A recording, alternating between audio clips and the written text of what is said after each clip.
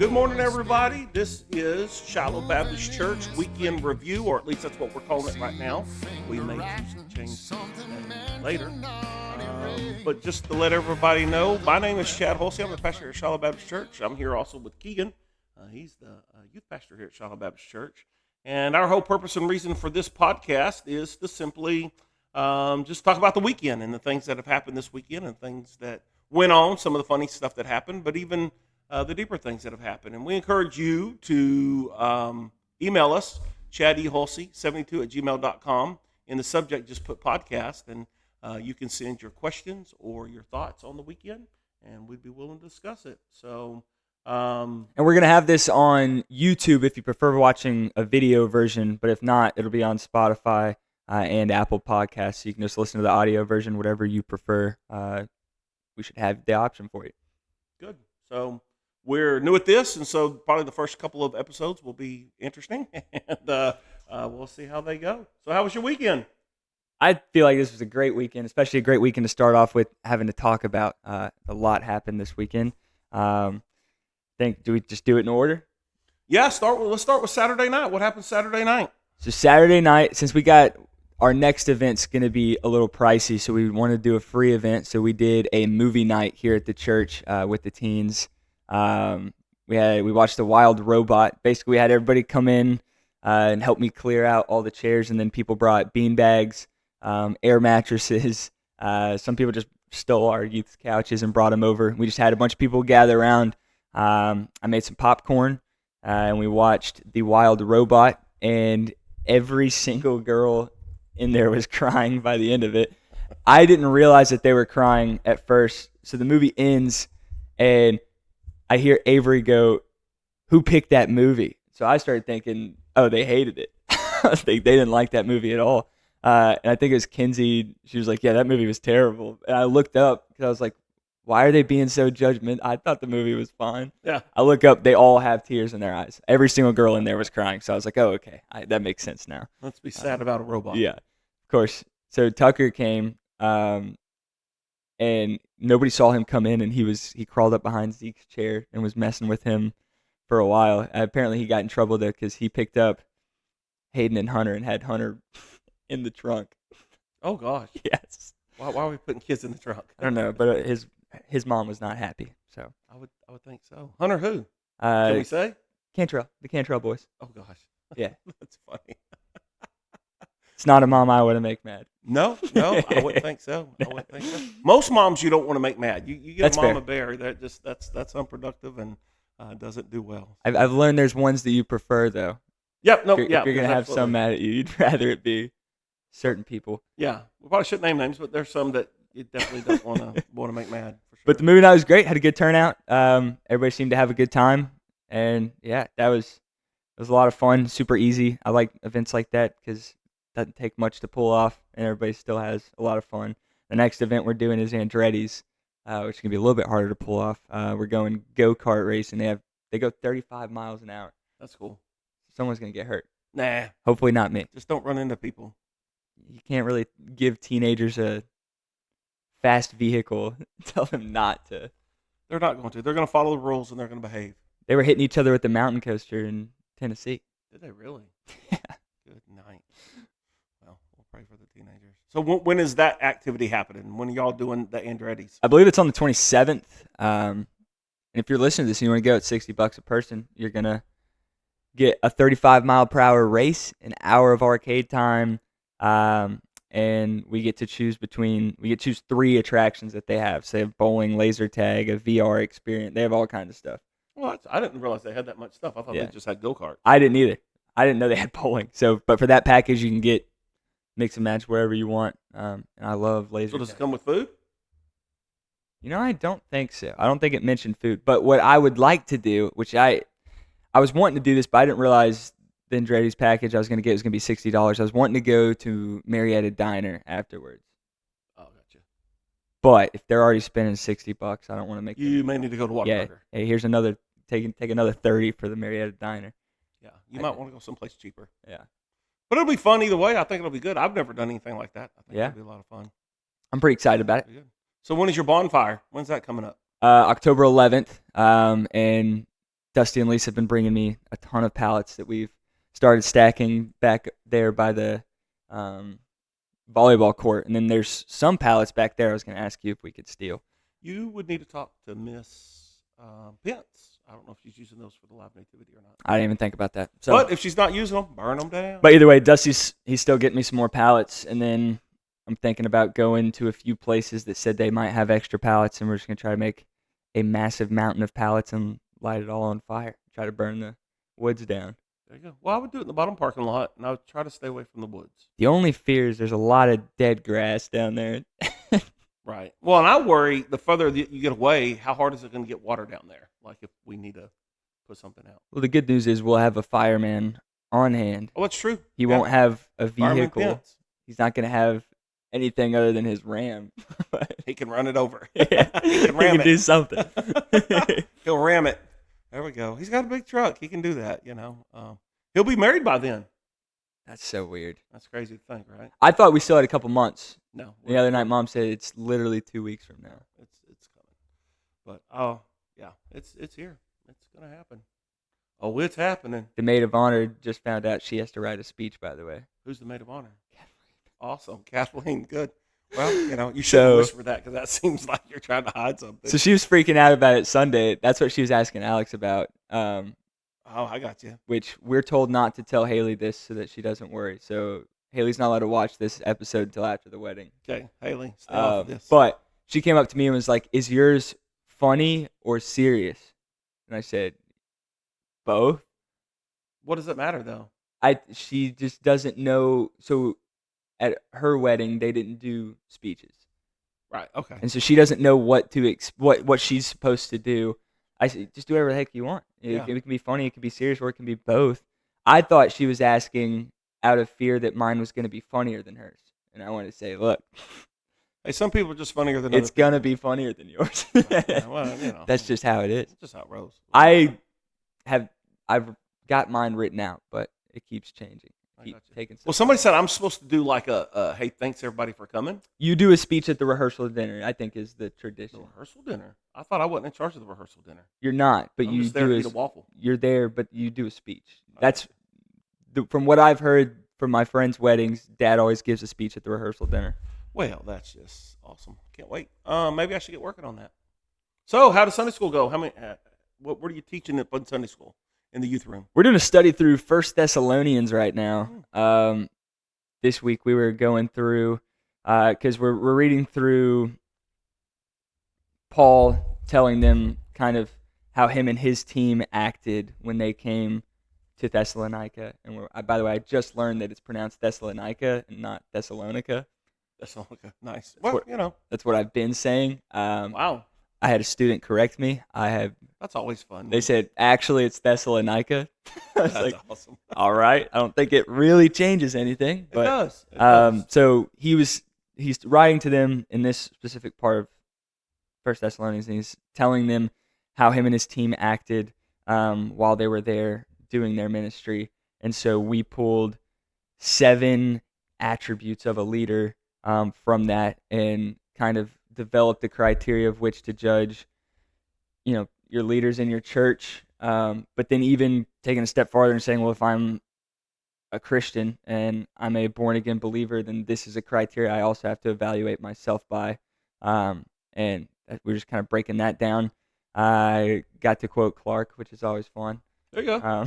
Clark's quotable. Quotable. I was trying to see if I could remember the 7 off the top of my head. I was going to say, do you know the 7? I know the first was they were bold. Okay. And then the second kind of ties in with the first. They were bold because they were sincere. And then 3 and 4 tie into each other the same. It's they were givers. They were not takers.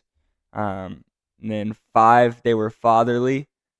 6 was, starting to get a little bit hard. I mean, you got 5. I'm impressed. 6 is they were holy. And 7 was they were all about the gospel. All about the gospel. The gospel's the good news. Well, so do you feel like you have to have all 7 to be a good leader? Or do you feel like you can be a leader and be missing a couple of those? I think you could be missing a couple. I think the important thing is actively trying to surrender yourself to God and allowing Him to work through you. Because obviously, Sure. I mean, you read through the stories of the Bible, the people that God used, a lot of them didn't have good attributes about them. They were not who you'd expect to be doing these big things, but because they were surrendered to God and were obedient to Him, He got to do cool things through them.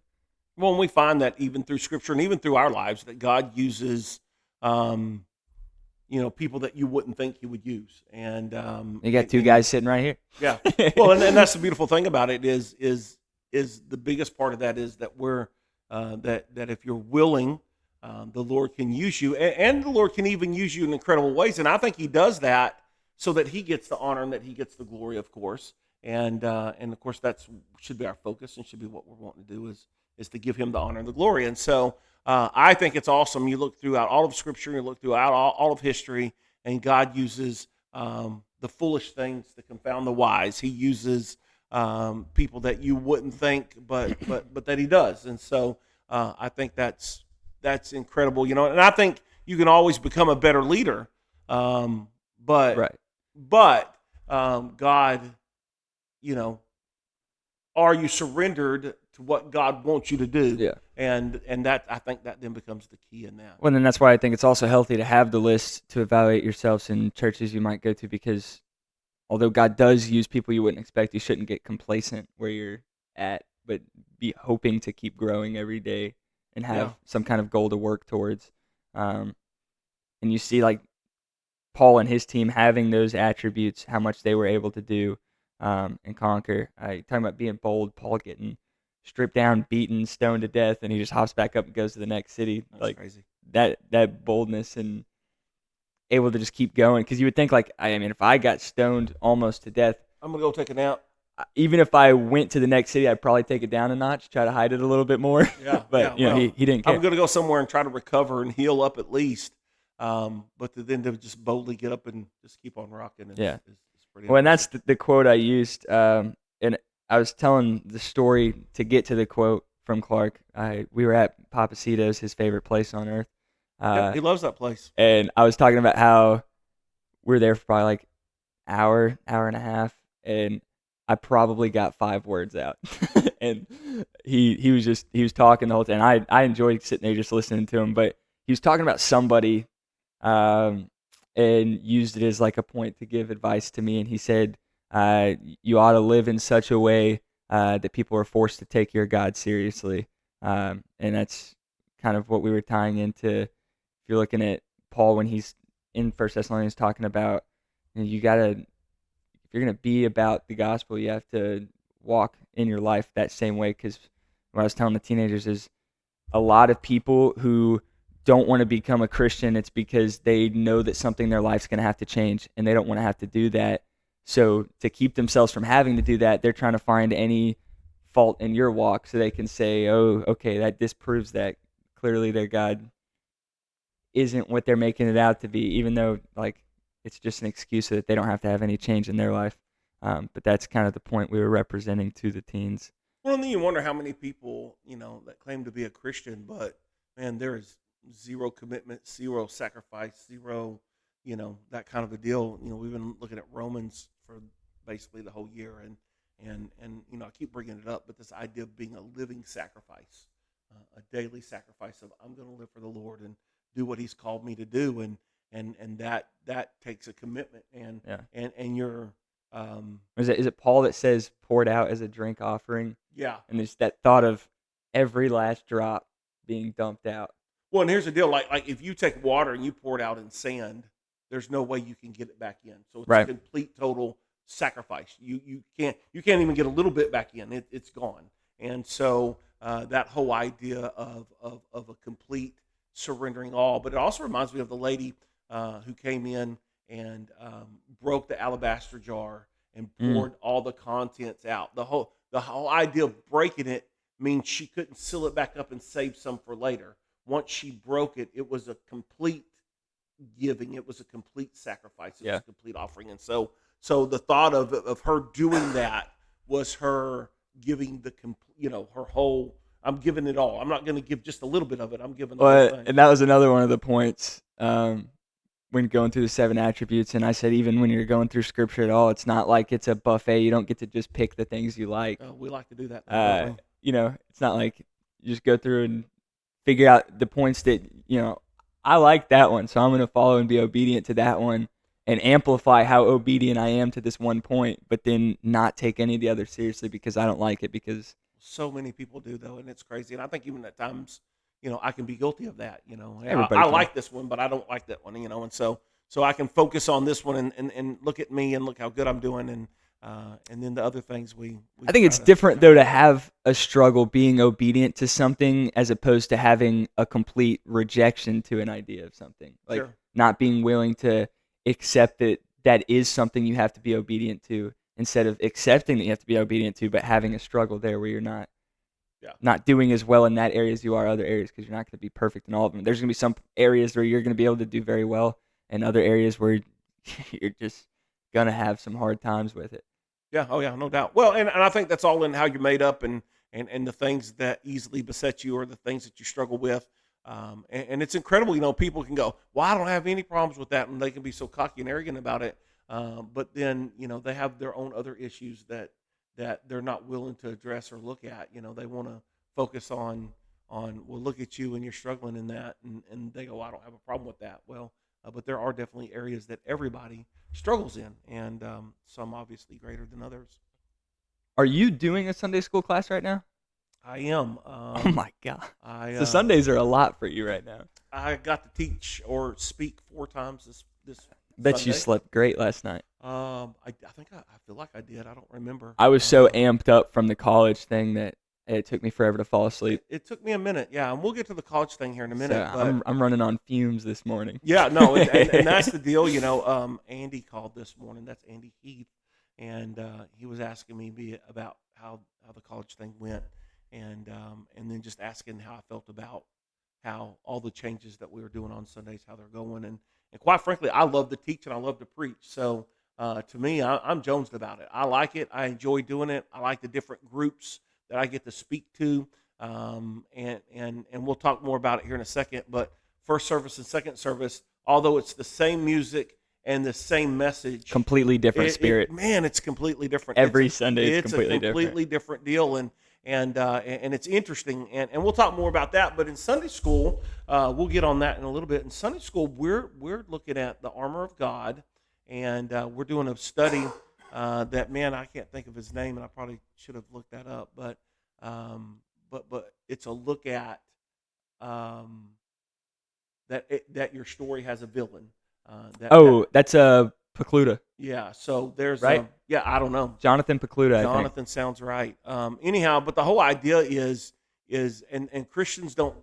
I think we forget that Satan and his army, if you will, are out to destroy us, and it's a daily battle. And so, if we're not prepared or ready for that, then man, that thing can be we can be in a mess really fast. And a lot of Christians, we go Wednesday, we go Sunday. And you say, well, then that's a good Christian. They're there every Wednesday and they're there every Sunday. But are they prepared for that battle that's coming on Monday? Are they prepared for that battle that's coming on Tuesday? And so this week we looked at the your feet shod with the preparation of the gospel of peace, and then we looked at the shield of faith. And so we talked about the gospel and what the gospel is. The gospel, of course, is the good news of Jesus Christ, and that good news is there. And because we have that good news, we know that Jesus is our Savior. We know that Jesus is our Lord. We know that He's the Messiah that the Jews were looking for. He's the one. Then we're able to stand firm. And in that battle, in that struggle, we're able to stand firm and have peace because of the gospel. And so that's kind of a cool thought as you look at it. And one of the illustrations I've used in the past, looking at the armor of God, is like, say, a football player that plays on the offensive line. That they're going to wear cleats. They're not going to wear slippers. They're not going to wear, slick shoes. They're going to wear cleats because they want to be able to stand firm. They want to be able to hit their opponent, or when their opponent hits them, they're able to stand their ground. And the way we're able to stand our ground is we have peace in the storm because we know the gospel. We know that Jesus died on the cross. We know that Jesus, rose from the dead. We know that Jesus is our Savior. And so there's a peace in that storm that helps us to stand firm. And the next thing we looked at was the shield of faith. And the shield of faith is, it talks about being able to quench all the fiery darts of the devil. And we know that in Ephesians, when they're talking about the armor of God, most scholars believe he's using a Roman soldier uniform, which is something people could relate to very easily. And and that shield, they say they would take leather and dip it in water overnight, and then they would take that wet leather and wrap it around the shield, and that way when the fiery darts hit the shield, it would quench them and put out the fiery darts. And so we know that Satan is our enemy. We know that Satan is attacking us, and when we know that he wants to damage or cause trouble. And what's that verse in Ephesians? It's like, so I keep thinking about it. We did this series a couple months ago, or just before summer started. It's one of the last series we did before we were off on Wednesday nights for the summer. I got you. So that's the only reason why I knew Jonathan Precluded. Gotcha. If we did the same series, but there's a verse. I don't know if they use it in this series or not. It is in Ephesians. I don't remember where it's at, but he's talking about this isn't like a battle between man, but it's a spiritual warfare. Do you know what verse that is? Yeah, so it's Ephesians chapter 6, and that's the beginning of the armor of God.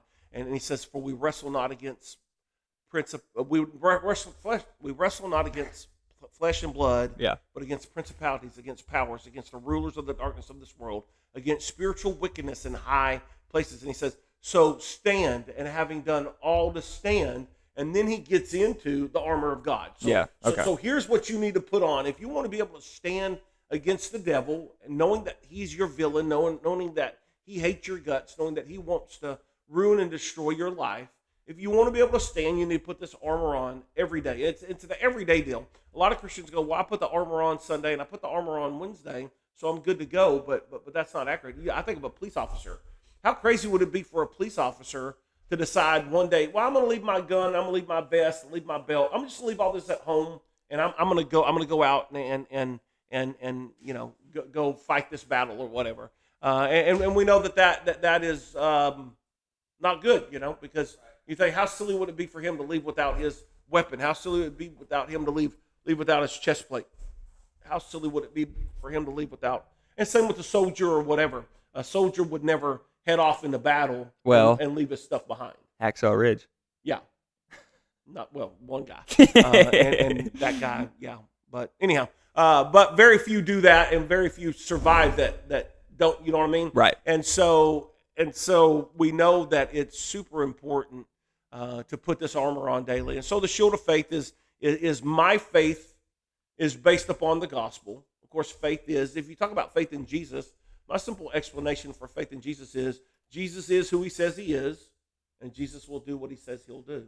Yeah. And so that's where I when you think about that, well, so now I have hope and I have peace, and I'm able to, all the lies that come our way, and we talked about that last night with the college students. We're bombarded with lies every day, and if we don't have our faith or know what we believe, then man, we can really be destroyed pretty quick. And so Sunday morning, that's what we talked about in Sunday school, and went really well. And we ran out of time actually, and that happens a lot in our class. We get in there and get the fellowshipping and talking and that kind of stuff, and next thing you know, it's a quarter after, and I'm like, "Hey man, we gotta get serious." And I started my wrap up prayer right at 10:50. I was pretty proud. Well, that never happens. Well, and you're 5 minutes late. You're supposed to be out at 10:45. You told me 10:50. So. No, you're crazy. It's always been 45 minutes. So, but that's okay. You're not the only class that does. I'm about to say, so. I get done at 10:50, and every other class is still going. Not mine, because I got other things to do. And that's not true. There's a lot of times it's 10:50, 10:55, and a lot of it just depends on the spirit. A lot of it depends on the topic. A lot of it depends on what we're doing. Because back in the day when you would do your Sunday school in the auditorium, we'd get out, and there would be people waiting to go into the auditorium because your Sunday school class was still going. Yeah, and we may be having to move back into the auditorium because that little classroom we're meeting in is getting pretty crowded. But it's good. I mean, I think the spirit's good in there, and it's a good problem. Vince was ready to tear down that wall. You took that right away from him. I feel really bad for Vince. Vince, I'm sorry once again. We had a men's work day here, and the decision was we were going to knock down that wall. Make it one big classroom. When Dad changed his mind and didn't tell Vince, I guess, or I don't know where Vince was, but Vince goes in there and he clears. Well, he gets here early. He's here before everybody else. The dude comes in and he's already going. And he clears out everything out of those 2 rooms. And he's taking the plates off the light switches and the plugs and stuff. I think it would have been so funny if nobody noticed what he was doing until he had swung a sledgehammer or something into that wall. Well, then we'd have been committed at that point, right? Yeah. We'd have been in. But we appreciate him and his willing heart. Oh, gosh. I just felt really bad because he did a lot of work to get to where we could tear out that wall and then had to do a lot of work to put everything back. And he's probably still not saying very nice things about me. But that was a great work day, though. Well, work day. We got a lot of good things done. The wash base clean. It has never looked that good. It's not looked that good in a long, long time. A lot more room for the snakes to move around. Yeah, we have a couple snakes out there, we think. So, but our rat problem has gone down. So, praise the Lord. I'm cool with the snakes if they're keeping the. Well, and they stay to themselves. Just stay to yourself. Just leave me alone. I'll leave you alone. So. I don't know that it was a rat, but something was walking on the ceiling tiles in that office. Wow, yeah, that's true. That's true. I don't know. All right, so the first service, you got to baptize for the first time. You baptized for the first service and the second service. Tell us what you think about that. Well, I think having Jonah be the first person I ever baptized is really, really cool. I don't know if you know where me and Jonah met. When I was still in high school jumping, I think he was in like 6th grade. The middle schoolers that year started coming over to the high school and practicing with us. And he was interested in high jump, so we started where obviously we didn't have a high jump coach at the time, so I was kind of the guy talking him through stuff, and really liked him then. I was like, this kid's sick. Fast forward a couple years, when we stayed in touch a little bit, we follow each other on Instagram and stuff, but a couple years ago, they asked me to start coaching high jump at the high school, and went over there, and me and him kept jumping, so we got to spend a lot of time together, got pretty close. He's part of I found out one of my good friends is his cousin, so he hangs out with our group a lot now, because he's a pretty mature for his age, so he kind of meshes with our group pretty well. And so I've known him for a very long time. His family recently started coming, not recently, they've been coming for a while. Coming to our church, great family. His little sister's like the funniest person that's ever walked the earth, which we should have her as a guest. That'd be fun. She'd be great to have a guest. She would be interesting for sure. So anyways, just super cool. Pretty honored that I got to baptize him, but also pretty cool that he was the first person that I got to baptize. I think I freaked him out a little bit with the instructions, because in our baptistry, we don't have a chair or like a bar to put your feet under. So things can go south pretty quickly if your person's not. Your feet can go flying, is what he's initially saying. Is if you stiffen up and not bend your knees, things can get really crazy fast in a baptistry. And so he was worried because I told him, if you don't do it right, there's a good chance I end up in the water with you. And I said, I don't need to be baptized again. I've already done that. And he started laughing. But then we get out there. It is pretty. I was nervous, and it's kind of scary being that high in the air and that many people looking at you. But I think he was more worried about. I think I made it seem like a bigger deal than what it was, because we were getting there. He kept asking, "Where do I stay? Is this fine?" I was like, "You're good right there, man. You're good." Well, he kept hanging on to the side like there was a handle or something he was looking for. Poor guy. So, because what I told him was like, squat into it, help me out, let your knees hit the wall. And so he was concerned about which wall. But I think I rushed through it. I wish, if going back, if I could do it again, I wouldn't go through it as fast. I feel like I rushed it, but I was very nervous, and it's just an awkward situation. I feel like at first when you're not used to it. Luckily, Dad, we did some training here at the church. Yeah, that's a crazy story. So Friday, I decided that, we need to do a walkthrough, if you will. So when I went to Bible college, one of the things we did was we went to Pleasant View Baptist Church, a bunch of us preacher boys, and Brother D.L. Moody took us to his church. That was his church at the time, and we practiced baptizing one another. So I had the great idea of, hey man, we need to do this. Keegan needs to baptize, and of course, my thought is if Keegan can baptize me, he can baptize most people. And so we had the water nice and warm and ready for Sunday. And I thought, well, I told him the day before, hey, bring some swim trunks. We're going to get in there and do this thing. And the funny thing was, in the middle of doing that, Tracy calls and says, hey, the Mackeys are at the front door of the church. They won't in because they want to drop off some stuff. And I'm like, dude, we are in the baptistry soaking wet. So we jump out of the baptistry and run up to the front, let them in, help them unload, and of course we're both just dripping wet. Well, I came out with the towel wrapped around my shorts, so I wouldn't be dripping as bad. And the first thing she says is, please tell me there's something on underneath that towel. She's funny. And then she started accusing me, saying I knew it was her at the door, and that's why I wasn't letting her in. Yes, well, she's funny. She's a hoot. And so anyhow, we stood there and talked for a while, and when they left, I had a huge puddle where I had been standing, so we had to get a mop and clean up the mess. And then we went back in and we worked on baptizing, but I think... Of course, right as we get started doing that, Mom decides to FaceTime us. Yes, yeah. So, nothing like a phone call. It was a lot of interruptions, but it was fun. Yeah. And it was good because you learn how much easier it is if the person you're baptizing is working with you and not against you. Yeah, if somebody works against you, putting them down and getting them back up can be difficult. And also, another thing, I don't know who we need to shout out for it, but those non-slip strips that are on those stairs, Samantha, now, they work phenomenal. Yeah, they're great. We haven't had anybody fall since. What was it? Did that Sunday we have 2 people both fall? Yeah. So with Sam, she goes. Empty the baptistry. I'll be here on Tuesday. I'm fixing that. Like she had enough. So shout out Sam. Falling. Yeah. Because the people that were getting, I think it was Kinsey especially, was like, she was there when she saw the people fall. Yeah. And so she was worried that it was going to be slippery. She said, how slippery is it right now? I said, it's not bad with those strips. She said, I'm not taking any chances. I'm still going to go slow. And I said, well, that's probably best. Go slow. Well, poor Eric Spinks, man. He came out. He basically baptized himself before he ever even got, you know what I mean?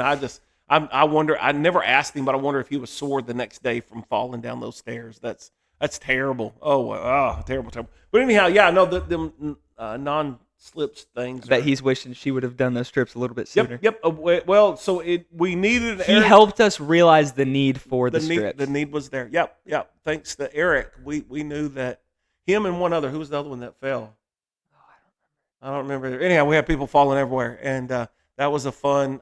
And then I fell going up the stairs that week. Was that the same week? Oh, off to the where I almost hit the piano. Dude, that was a bad deal. I wonder if I can, we're gonna put that video up right now. I want y'all to see this. Don't listen so if you're doing the audio version, switch over to YouTube. If I can pull this off, I'm kind of new with editing and tech, so this first episode could be not the best quality because I have no idea what I'm doing. We don't know what we're doing. So if you know podcasts, we need help. Hit us up. We'd love the help. So good. So but you got through it and changed and came out and played the drums. Did you find the transition like drying off, getting dressed, getting in the drum kit? Like was that hot? Here's the problem. I tell Jonah, make sure you bring a towel, make sure you bring a change of clothes. Yeah. We're like getting into the water and he's like, hey, I forgot my towel. Awesome. And I was like, I'll throw you mine across when I go back. And so if you were paying attention during the first service, you see a towel go zooming across the baptistry. And so I went and I was like, oh, there's extra towels in there. I forgot we had just used them for practice and they were on the ground as floor mats. So I had to use that. I don't know why they're on the floor. My towels should not be on the floor. One of the towels was on the floor. It's the one I grabbed. And so I rocked with it. So I dried off with that, got changed. You know, you're in hot tub water. Yeah. And then you're putting on a suit jacket. Yeah. And then you're going in a little enclosed area and moving pretty quickly. Yeah. I was cooking in there. I was dripping sweat. I'm glad I did this. I brought a stick of deodorant that I kept in the baptistry changing room. And after each time I baptized, I reapplied. But I was like, oh, I'll just go grab my towel from that side for the second service. I don't know how he did it. It felt like he took that towel and put it underwater. and pulled it back up. Soaking wet. I've never felt a towel be that drenched in my life. So I was like, well, I can't use this. So I went through it in the dryer. This was right after the first service. I was going to let it be in the dryer during Sunday school. And then going into second service, completely forgot about it until I was in the water. I was like, that towel's still in the dryer. Still in the dryer. So Awesome. I used the same floor towel twice. For those who don't know, we have a washer and dryer out in the wash bay. And so that's what he's talking about when he put the towel in the dryer. So, but what was your question? The transition. The transition was fine. I felt like second service I was a little bit slower. it's just stressful. Well, in the first service I rushed because I was like, oh, they're already, because I was like, oh, they're gonna shake hands. But second service we didn't do that. Yeah, no. And We decided we weren't going to wait. even then with the first service, I wasn't done getting dressed and they were jumping in the next song and I was like, oh, I'm gonna be in trouble. I'm supposed to be in the drum No, cage you right weren't now. in trouble. So I'm getting everything on as quickly as possible, and I hopped in, and the first service I waited till the end of the song to start playing. Second service, I was really upset because we didn't shake hands second service, and I really liked playing that song. So as soon as I got in the drum cage, picked up the sticks and started That's playing funny. and just jumped right Well, in. If you'll go back and watch the video, I don't know if you can see me or not, but as soon as you started hitting the drums, I fell out laughing. I just started cracking up. 'Cause I was like, good night. He's coming in hard, Well, man. it's a beautiful acoustic version. Then out of nowhere, rock band. I just love playing that song. I didn't want to miss it, and I was upset that because nobody communicated with me. And that's the same with first service. I thought I was under the impression you said they're gonna shake hands and then baptistry starts, which I was like, that's weird. Normally we start the service off with it, but I guess it's because you're not doing it that it doesn't matter. So I was under the impression. So I even asked Andy during worship practice. I said, which two songs are before shaking hands? And he showed them to me, and I was like, okay, then I'll sit quietly back here while y'all practice those. And he didn't say, I guess he just didn't understand what I was talking about. He didn't say anything either. So I'm back there, I'm sitting in the chair scrolling on my phone thinking, I got two songs before we start this thing. So I'm thinking, where's this guy I thought at? it What was is he two doing? songs, baptize, shake hands, back into the music. No. So I'm back there, I'm scrolling on my phone. Jonah doesn't even have his shorts, or I don't even think Jonah's ready yet because I haven't even seen Jonah come out yet. So I'm just sitting there scrolling, and I hear, like, you seem to be procrastinating a little bit. And I was like, what's he, get into the song, dude. And then I hear you say, I don't know where Keegan's at. And so I was like, I threw my phone and started quickly making my way down the stairs. And Jonah heard and opened up the door, and I went like that. I was like, I guess we're going now. We're going. No, so usually we do baptism at the very first, but the only thing that was really bad, and I felt really bad for the Jordan family, was Nobody was in there yet. well, no, most of them were there, but there were two or three that came in after. Do you know if the had been younger baptized. boys were there or not? So there was a teenage boy that came in. One of them after. I'm good friends with. His name's Jesse. He was at the track too. But I'm friends with all his brother. His youngest brother I coached in high jump. I've known him and his older brother forever. Yeah. So I was hoping he actually got to see it. Was he late? Yeah, he was late, and then another group came in after. Like, we're singing the song, and I'm seeing them coming in, and I'm like, oh man. I hate that for them. So I don't know. I mean, I guess we could move baptism back to a lot of churches do baptism at the end of the service. A lot of churches do baptism in the middle. I mean, I guess it doesn't matter when we do it. We just need to figure out.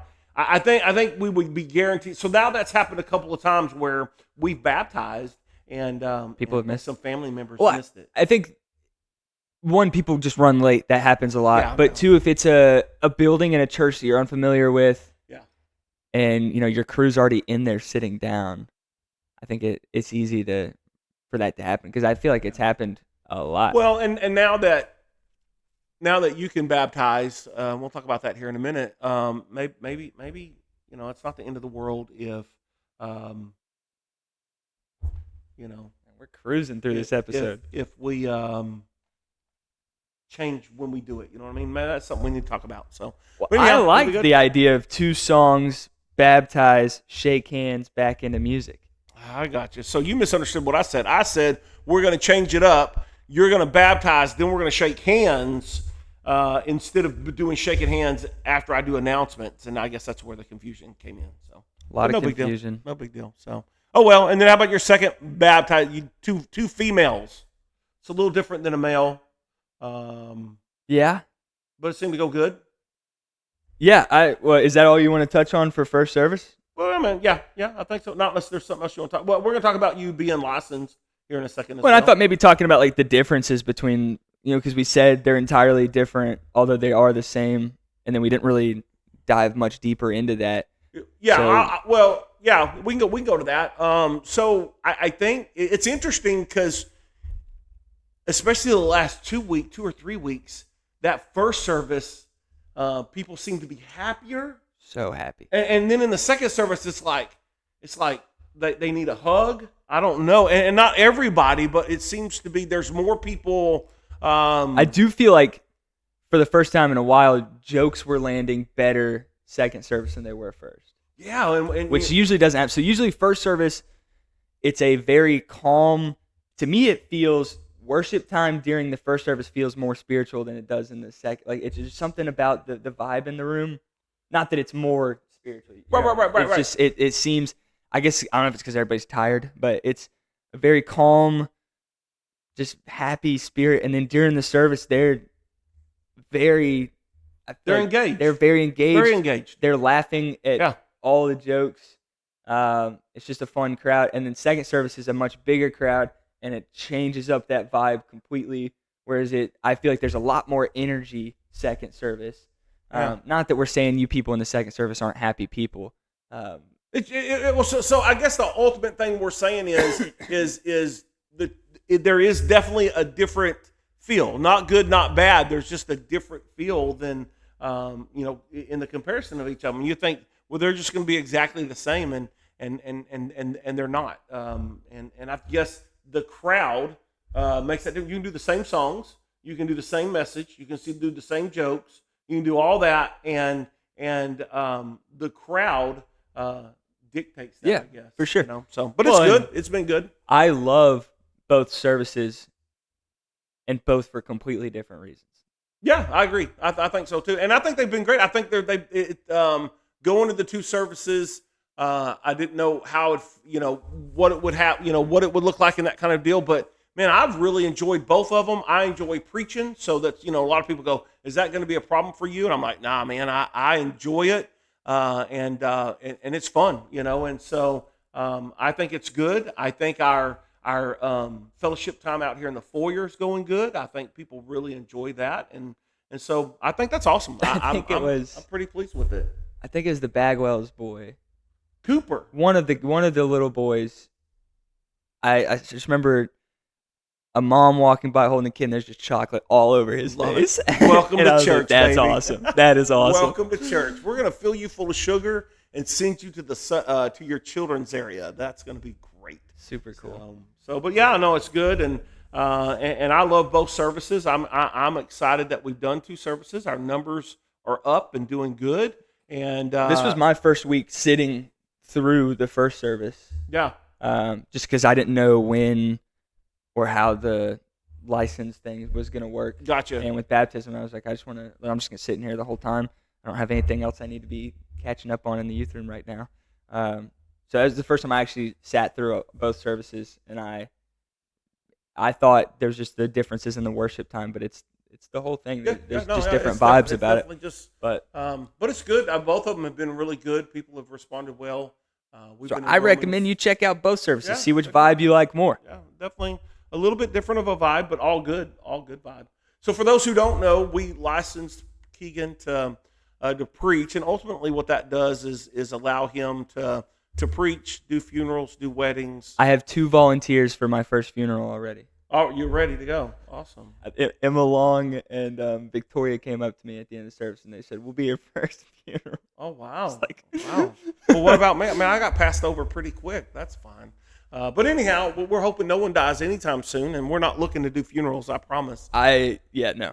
We're honored when people ask us to do funerals and weddings, but we're not jockeying for them either. So it's kind of one of those deals. But anyhow, that allows him to do it. He is not ordained.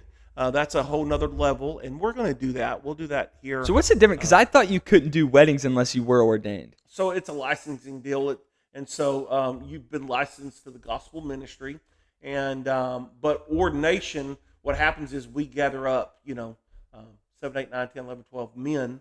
Right, and I get the process is different. You get the process. So, but the abilities it unlocks isn't different Well, I think for us, because people in the church were asking me, and I had no idea how to answer. I was like, I don't know what the differences are, other than the ordination is a lot longer of a process and it's a bigger deal. yeah, it's definitely a bigger deal, and it's definitely a longer process, and it's one of those deals where there's a committee of pastors that will ask Keegan a bunch of questions, make for sure he understands the gospel at least to a certain degree, before we say, okay, he is an ordained pastor. But you can still be licensed to do stuff around the church, which you need to be. I think as a youth pastor, when I was a youth pastor, I did way more weddings as a youth pastor than I ever did as I ever done here now as a pastor. And so there comes a point where your graduating students, they want you to marry them, and so that'll happen. You'll see that happen in the next several years if you continue to do it. And so I think it's just a first step in license. I got both of mine. We're sitting here looking at them. My certificate of license was the first thing I got, and I got that in '98. And then I wasn't ordained until, 2000? What does that say? 2011. And so it was a long time between my licensing and ordination. And part of that was because I wasn't a senior pastor. So I was a pastor to teenagers, and I was proud to be a pastor to teenagers. And I was okay with just being licensed, and that was fine. But then what happened was, for us, we had Zach Pyle. He was him and his wife were Shout going out. to be, yeah. Hey Zach, I hope you're listening. They were going to be missionaries, and so he was being ordained to go into the mission field. And Brother Weber, who was the pastor of the church and my boss, and he said it's not fair for us to be ordaining students that have gone through your ministry and you not get to be on the board. So I got ordained, I like so that. that I could be on Zach Pyle's ordination board, and so, which was an honor to be on Zach Pyle's ordination board, and so now he's the principal at Cornerstone Christian School in Killing it. Stanford, Texas, and killing it, and doing a fantastic job, and really love that family. Have you seen? So, I think it's him. Have you seen his Facebook profile picture? mm-mm. It's pretty awesome. He can grow an amazing beard. Well, he's like decked out. I haven't seen it. I have to Out. look. It's pretty. I'll show you after. It's pretty Okay. cool. Well, anyhow, so anyhow, it does. You're not ordained, but it does allow you to.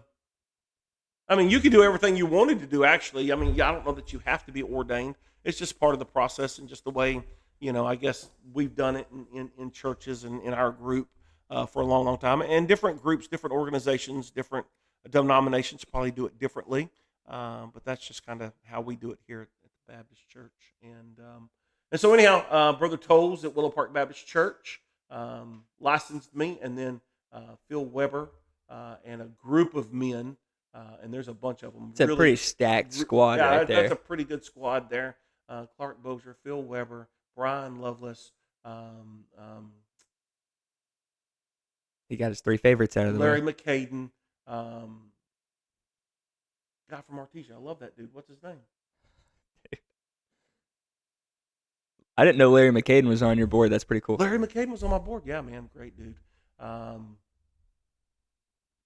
I cannot. Mike Elliott. There it is. My goodness, I'm sorry. You forgot Mike. Mike If Elliott? you're watching this, man, forgive me. But yeah, Mike Wow. Elliott was on my board, and Neil Brillhart was on my board. So, man, just a bunch of really good dudes, and man, it was awesome. It was awesome. And so one day we'll do that as he gets his education. And a lot of that is you're to the point now that you're ready to be a senior pastor, and so a lot of the ordination waits until you become a senior pastor. And but we can ordain Keegan, whenever we feel like it's time. So that's kind of where we're at. But I needed help with baptizing, and I think it's really good. Let's just be honest. I think it's good that he baptizes the teenagers, and especially if he's built that relationship and he's led them to the Lord, and he's been a crucial, a pivotal part of their whole journey. It makes sense for him to be baptizing them. And Well, I will say Kinsey followed the directions well, there you go. as opposed to the other. Well, and sometimes that happens. I think it's just a lot of nerves going on. I think she was one of those, because she was nervous, she listened better to the instructions And then there's some and was people, able to follow it through, whereas the other people were overthinking the instructions and let it freak them out. yeah. But yeah, I told her during Sunday school, I said, "Don't drown me. Yeah, Do don't not kill me. drown me." Don't kill me. Let's do it. But she was kind of upset that the water was going to be warm. What? Kenzie, she was like, I don't want the water to be warm. I'm like, that what? She wants it cold? I said.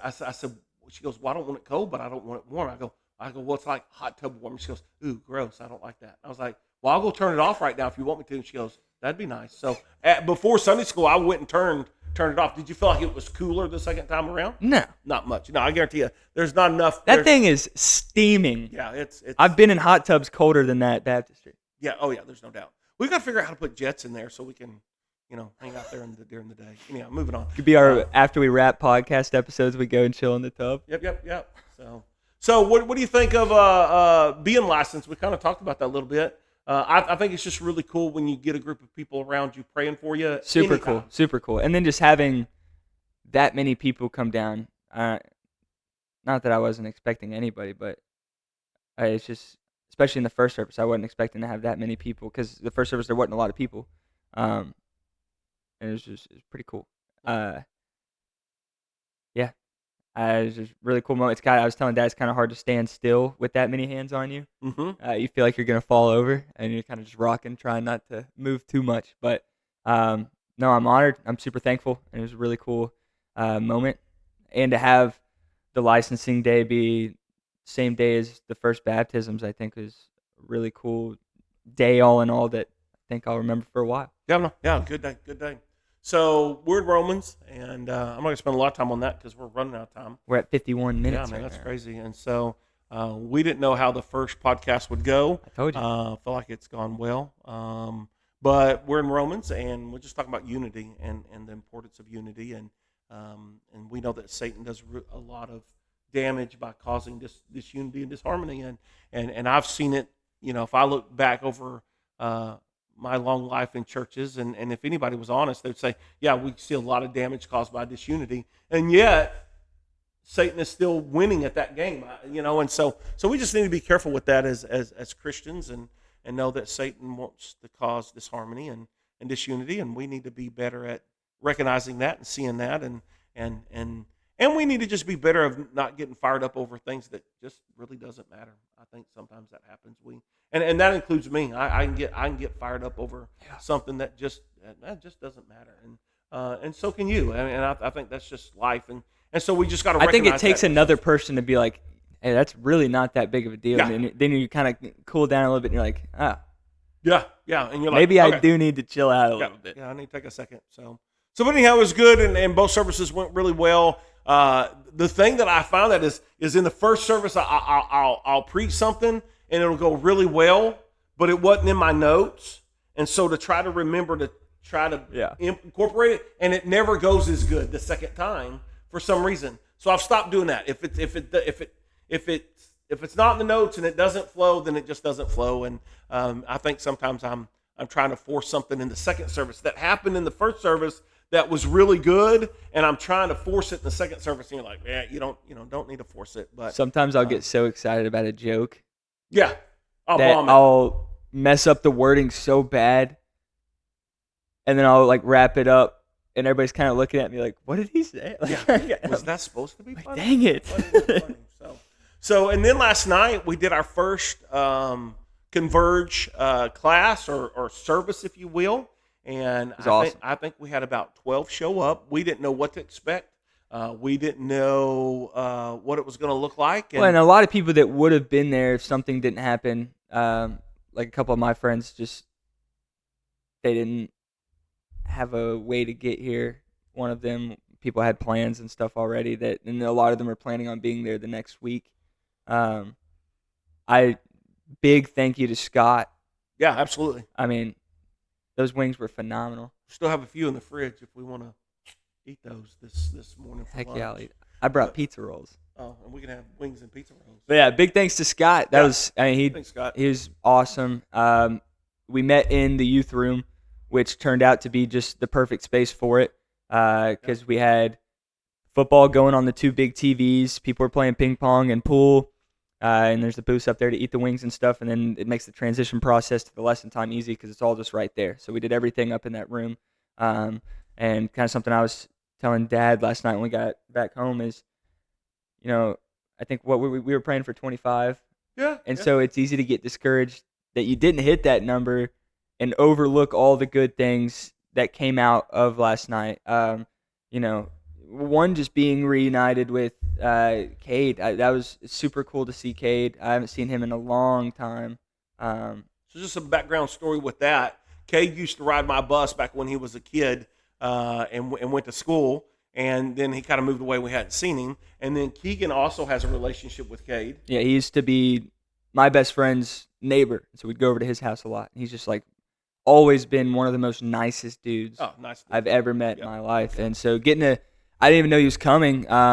Sam had invited him, and they all seemed to have a great time. So we ate, watched some football, kind of asked them what they want from this moving forward. We played a quick game. It's a classic. It's called Head, Shoulders, Knees, and Cup. It's everybody's favorite game. It's dangerous. Super fun.